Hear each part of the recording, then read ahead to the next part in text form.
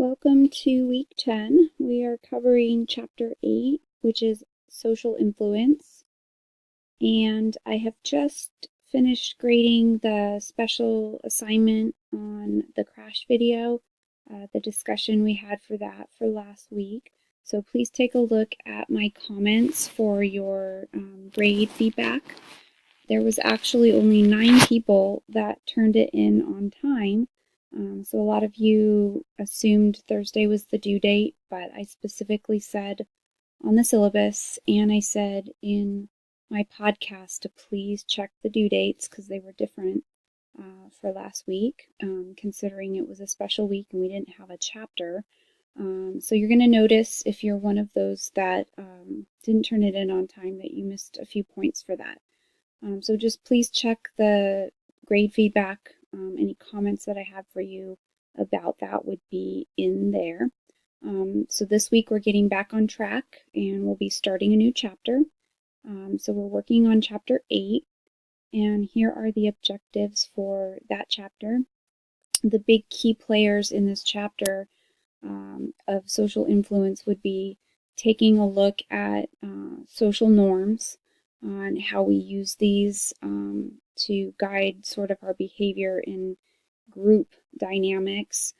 So we'll be looking at obedience and conformity, some of the more famous studies that people equate with psychology being Milgram's obedience studies, also looking at some of Zimbardo's kind of group dynamics, which we'll revisit again at the end of the semester as well when we cover groups.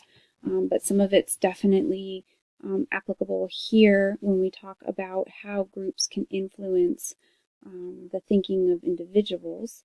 And so we'll be taking a look at that as well within this chapter. So take a look at all of this.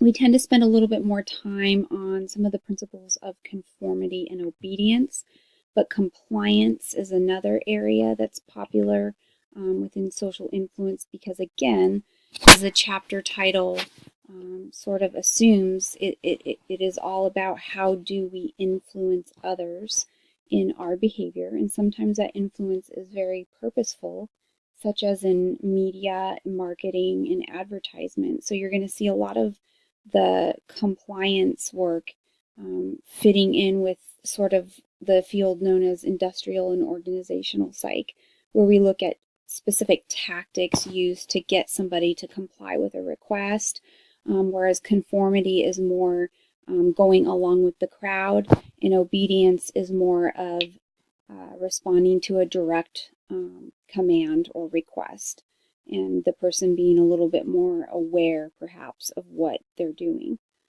Here are the lecture slides that are going to go along with the chapter. You have one article reading outside the chapter this week. That is Article 26. And again, I just want to reiterate that you should be integrating in not only the chapter, but also the reading, especially when you're responding to other people's posts.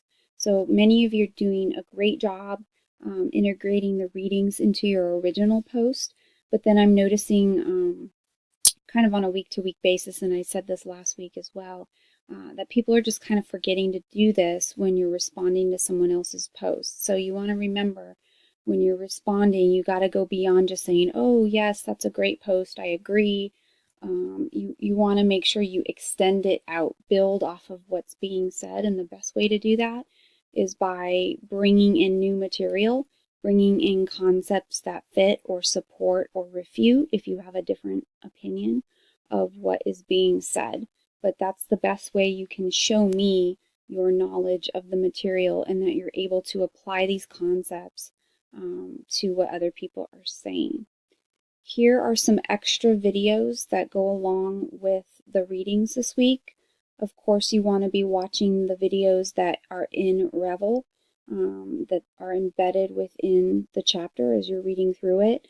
And then as soon as you're done sort of digesting the chapter and getting through those, I would go straight to these videos. So definitely a couple people have emailed to ask what should I be doing first.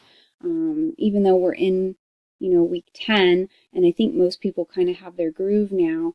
I've always recommended from the beginning, read through the chapter, watch the videos that are embedded there, and then go to these videos, because usually I like to build on some of the key concepts I feel are really important in the chapter, and so I'll add in additional videos that help do that. But here we have one talking about breaking a social norm, and social norms, if you'll notice when you do the reading, are contingent to culture. So what's a social norm even just here in New England may not be a social norm in another part of the US. So please don't forget, we don't want to be clumping, norms across, great distances or across very different subcultures. So that's something to consider as you're reading through this and watching some of these videos, that these norms are going to differ based on, your culture of origin, but also just,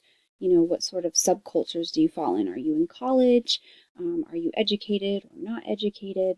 The norms may vary depending upon just some basic demographics. Here is Ash's conformity experiment. This is the original, or at least a piece of the original experiment that you're going to see. So definitely you want to read through that experiment and kind of get the gist of how that worked before you watch the video, and the video is really short.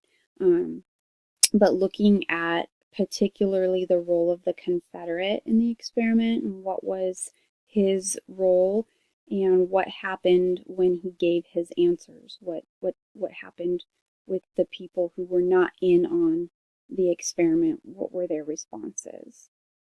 Here's a video on emotional branding, and this speaks specifically to compliance and some of the tactics that we're going to be studying in terms of Cialdini's principles of compliance. How do we get people to do or buy something that they might not be otherwise inclined to? So it's not very long, and it's from PBS, so that's a good one.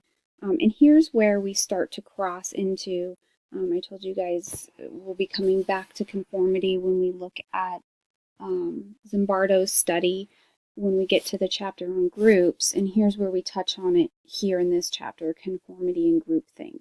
They really go hand in hand, but we don't really get into the groupthink part till we get to the last chapter on groups. So you're going to watch this video now, and then you're going to see it again when we get to that chapter. But I really want you focusing in on the conformity part of it, which is the first half. So as you see, the video is 7 minutes long. About the first half covers conformity. Then we have the modern day Milgram study. Now you really need to look at the original Milgram study, which is in the chapter. It's in Revel. It's one of the videos embedded in the chapter. You want to have a good understanding of how the original study worked before you go ahead and watch this modern one. Stanley Berger, I believe, does this study, and it was done in, I think, 2007, and he put a little spin on it. It's not the same. You'll notice some key differences in terms of ethics. Milgram's study was very ethically questionable, and so Berger made some significant changes to how the study was conducted, but you want to take note as to what kind of results did he find. And compare those to Milgram's original results.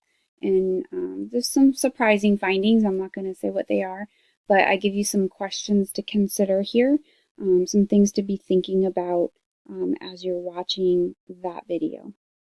And then the very last one is the Abu Ghraib prison atrocity. And this is really demonstrating an applied aspect of the Milgram study. How would we see the Milgram study operating today in a real setting, i.e. the military in this case, when it comes to obedience and following orders and acting in terms of one's own conscience versus what someone's told to do. So you're going to watch this and take a look at these questions here, thinking about, when is it okay and not okay to follow orders. And you're going to see a lot of echoing from the Milgram study going on in this video here. All right, once you have watched all the videos and you've done the readings, then you're ready for your discussion, which is here. You've got 3 questions for the week. So again, you want to respond to these with your original post and then go ahead and reply to 3 other people's posts. And again, by synthesizing your readings from the chapters, the article, and the videos. So go ahead and take a look at those. And remember to just be integrating as much as you can of those readings into your response. And then finally for the week, we have exam number 4, and that's covering chapters 7 and 8. The exam, as usual, will close on Sunday by 11:59 p.m. So if you have any questions during the week before that exam comes, please feel free to email me if you need any help, clarification. And again, these objectives here are really great for studying. And some of you I've talked to over the past week about how to do better on the exams, and I've realized that many of you aren't using the practice exams in Rebel. Some of you now are starting to, and I think that's great. So if you're one of the folks who has kind of not done this, that is really a key place to go if you're looking to improve on your exams. The Rebel practice tests are there for you to help test you and see, are you ready? So you shouldn't be taking those exams with your book open or with your notes open, because you can't do that during a regular test. It really should be, okay, I feel ready, I've studied, I know my stuff, let me go ahead and take one of these tests and see how I do. And then it gives you feedback and it lets you know sort of where your weaknesses are, and then that would be where you would go back and kind of zone in and focus on those areas and study a little bit more. So if you haven't done that, I really urge you to take a look at those and see if those might just help getting you the score that you want to get. Other than that, please just email me if you have any questions, and have a good week, everybody.